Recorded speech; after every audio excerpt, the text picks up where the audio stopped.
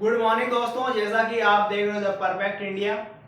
आज का चैप्टर चल रहा है 5। ये चैप्टर 5 का जो लस्ट थ्योरी है वो आज हम कराएंगे। इसके बाद शुरू होगा चैप्टर फर्स्ट, जो कि केमिस्ट्री का सबसे अंतिम चैप्टर होगा। तो जो कि आप जो पढ़ रहे हो वो CAPF 2024 की जो भी साइंस के क्वेश्चन आने वाले हैं उसमें सफिशिएंट साइंस की थ्योरी है, जो कि मैं NCERT बुक से उठाई हुई है। तो दोस्तों शुरुआत करते हैं नेक्स्ट।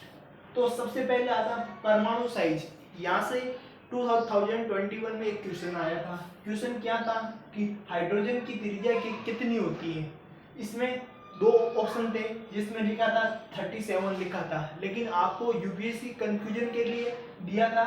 एक में था पिकोमीटर, एक में था नैनोमीटर। तो बच्चे यहाँ पर कंफ्यूज हो गए क्या क्या क्योंकि बच्चों ने 37 तो याद रखा, लेकिन पीछे वाला जो क्वांटिटी होती है वो याद नहीं रखा। तो बच्चे कंफ्यूज भी हो गए और क्वेश्चन किसी के सही हुआ, किसी के गलत भी हुआ।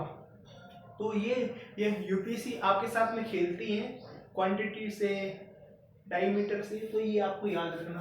तो परमाणु साइज क्या होती है? स्वतंत्र परमाणु के केंद्र से बाहरी कोश की दूरी। जो भी स्वतंत्रता परमाणु होते हैं उसके बाहरी कोश की दूरी। हाइड्रोजन की त्रिज्या 37 पिकोमीटर होती है और एक पिकोमीटर में होता है 10⁻⁻12 मीटर होता है। माइक्रोमीटर में 10⁻⁻6, नैनोमीटर में 10⁻⁻9 मीटर और पिकोमीटर में 10⁻⁻12 मीटर होती है। अब बात करते हैं, यदि हम आवर्त सारणी से 22 से दाईं ओर जाए, कहां से?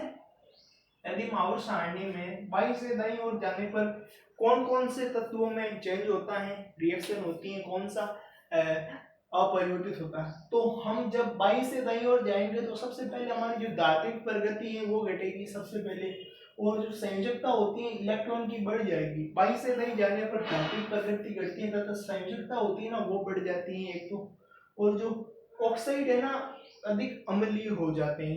ये तीन चीजें आपको याद रखनी 22 से दाईं जाने पर। अब इंपॉर्टेंट नोट आता है, जो समूह में अगर ऊपर से नीचे की ओर जाए तो क्या होता है, परमाणु का साइज बढ़ जाता है ऊपर से नीचे जाने पर, तथा नीचे जाने पर एक नया कोश जुड़ जाता है, किसमें? परमाणु में। अब सबसे पहले मीडियम में आता है सिलिकॉन आता है, इसके जो बाईं तरफ आता है सोडियम और मैग्नीशियम आता है, तथा इसके जो दाईं तरफ आता है सल्फर और क्लोरीन आता है। इन तत्वों की जो सीरीज है इसको कहते हैं, एक तो कहते हैं उपधातु, सेकंड कहते हैं अर्धधातु। उपधातु या अर्धधातु में से एक कहते हैं इसमें। अब बात करते हैं धातु के ऑक्साइड अगर क्षारीय, जो धातु के ऑक्साइड हमेशा क्षारीय होते हैं तथा अधातु के ऑक्साइड सामान्यतः अम्लीय होते हैं। ये दोनों प्रकार के तत्व जरूरी है। तो दोस्तों वीडियो अच्छा लगा तो प्लीज लाइक कीजिए, सब्सक्राइब कीजिए, बेल आइकन जरूर दबाइए। Thank you.